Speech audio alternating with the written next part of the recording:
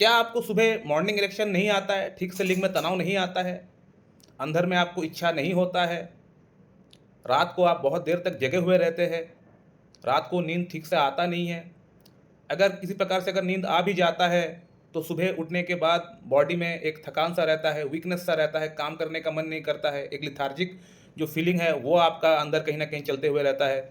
और बॉडी का back side में यानी गर्दन से लेकर नीचे आपका पेल्विक रीजन में आपको कहीं ना कहीं आपको बार बार पैजम की शिकायत हो जाती है, दर्द होता है, आपको मसल में आपको कहीं ना कहीं वीकनेस है, कमजोरी है, रात को नींद सही से नहीं आता है, मॉर्निंग इरेक्शन आपको ठीक से नहीं आता है, इच्छा आपको नहीं होता है, बहुत जल्दी आप थक जाते हैं, या फिर आपका जो हार्ट बीट है कभी कभी आपको ऐसा लगता है कि वो बहुत ज़्यादा फास्ट हो चुका है, या फिर कभी कभी आपको ऐसा लगता है कि वो बहुत ज़्यादा लो हो चुका है, यानी इरेगुलर हो चुका है कहने का मतलब।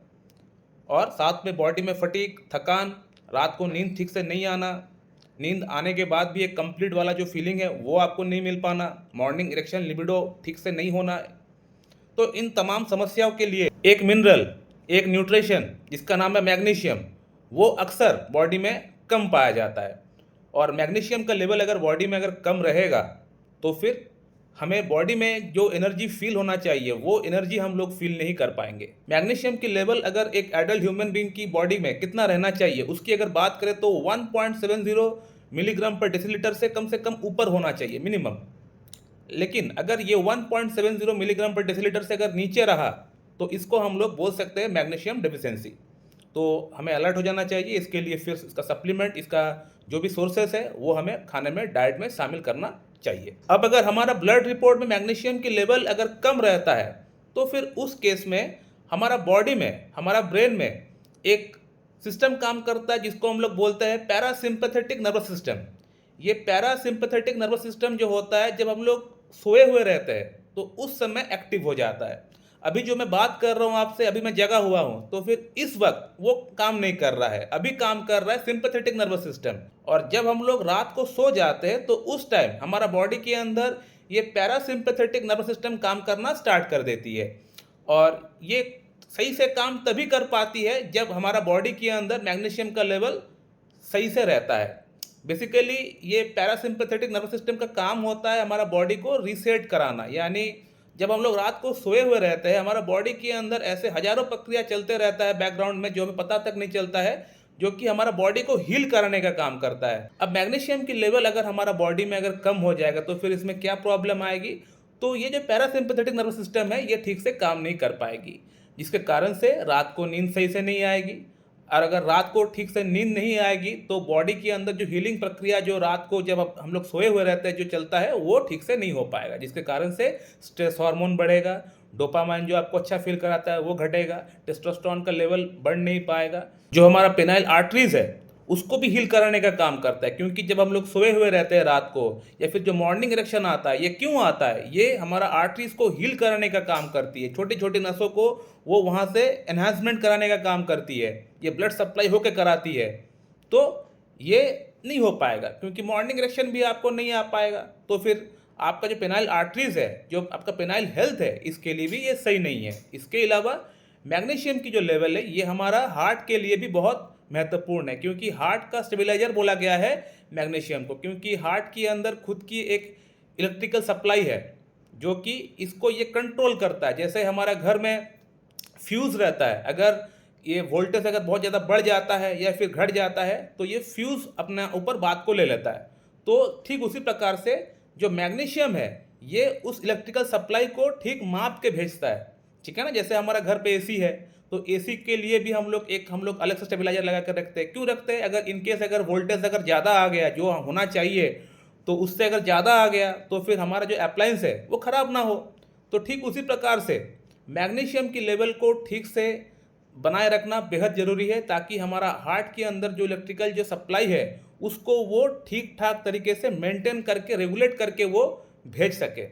इसके अलावा हार्ट के लिए पोटेशियम भी एक सप्लीमेंट है जो कि इसका लेवल भी सही होना बेहद ज़रूरी है, और कैल्शियम का भी, क्योंकि कैल्शियम जो है ये हार्ट की जो पंपिंग कैपेसिटी है इसको दर्शाता है, और पोटेशियम जो है वो हार्ट जो धड़कता है उसकी जो सेल्स है उसको रिपोलराइज करता है, यानी एक बार धड़कना कंप्लीट होने के बाद फिर से रेडी करता है, हार्ट को फिर से धड़कने के लिए तैयार करता है। अब बात करते हैं कि अगर किसी का बॉडी में अगर मैग्नीशियम की अगर कमी पाई जाती है तो फिर उस व्यक्ति को क्या करना चाहिए।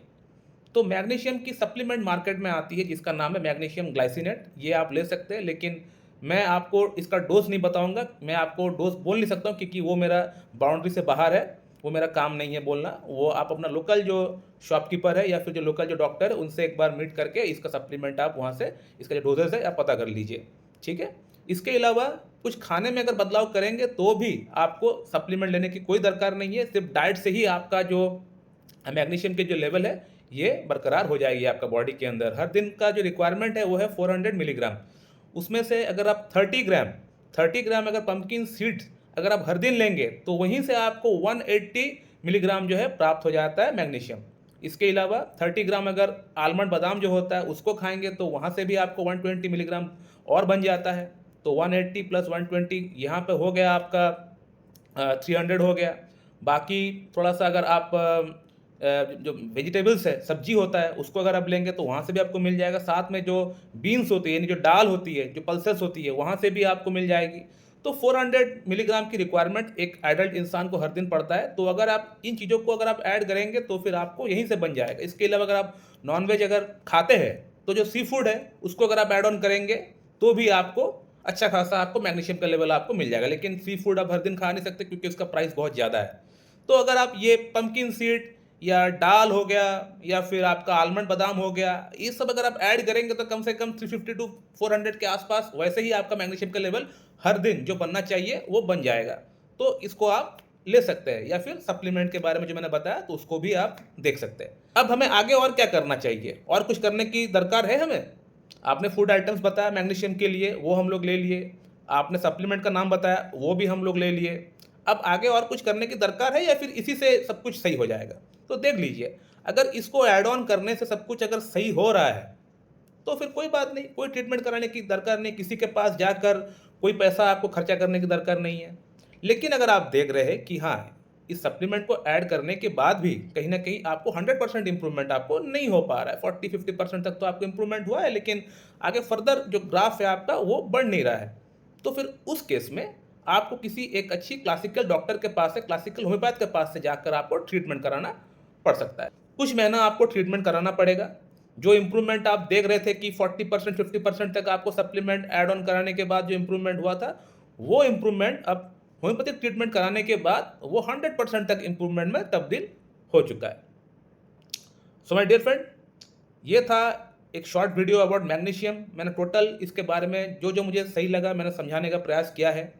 और अगर आप लोग का मन में कोई प्रश्न है तो आप लोग कर सकते हैं, उसका आंसर मैं आप लोग को दे दूंगा कमेंट में। So thank you very much and have a good day.